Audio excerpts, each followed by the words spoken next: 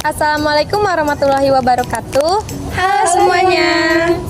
Kami dari kelompok 1 ingin mempresentasikan peta konsep berjudul Kemampuan Berpikir Matematis dengan beranggota saya sendiri, Sahna Hakim, dan rekan-rekan saya. Saya Melia Hanifah Sayyida. Saya Revalia Junior Apriliani. Saya Yulia Yuliandita.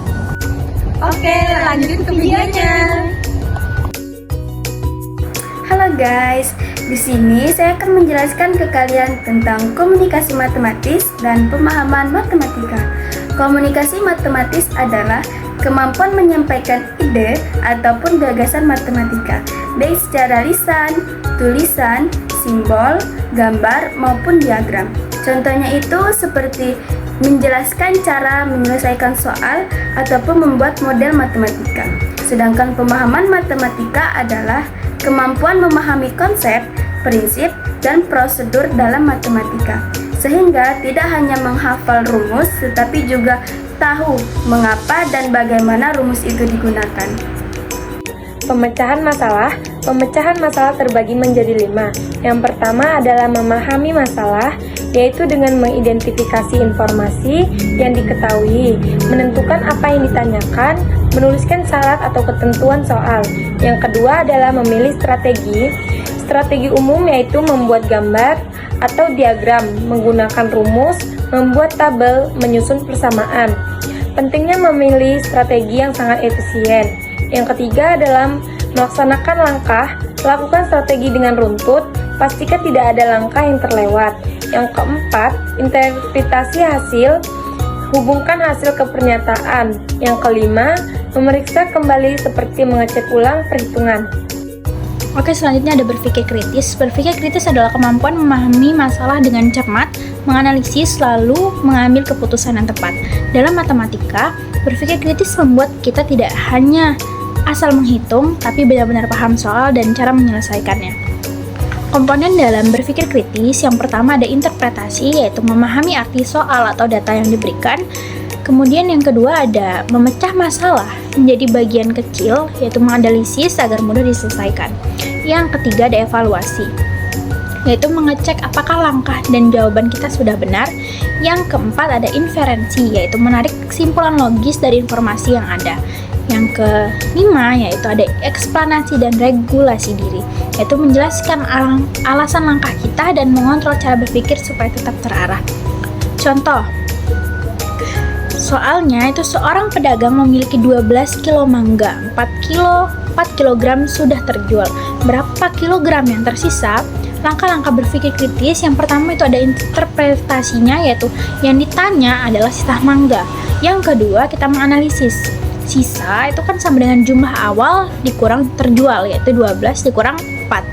Yang ketiga ada evaluasi, yaitu hasil 8 masuk akal karena sisa harus lebih kecil dari jumlah awal.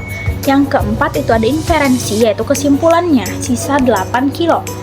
Dan yang terakhir kita mengeksplanasi, yaitu saya kurangi 12 dengan 4 karena mencari sisa dari mangga yang tersisa. Selanjutnya ada penalaran matematis. Penalaran matematis adalah kemampuan berpikir logis untuk menemukan pola, membuktikan, dan memahami jawaban. Komponennya itu yang pertama ada sense making, atau yaitu memahami makna soal dan memastikan hasilnya masuk akal. Yang kedua ada conjecturing, yaitu membuat dugaan dari pola yang terlihat. Yang ketiga ada meyakinkan atau argumen, membuktikan dugaan kita dengan alasan yang logis. Yang keempat ada refleksi, yaitu mengecek kembali cara dan hasil penyelesaian kita. Yang terakhir yaitu generalisasi, yaitu menyimpulkan aturan umum dari pola yang ditemukan.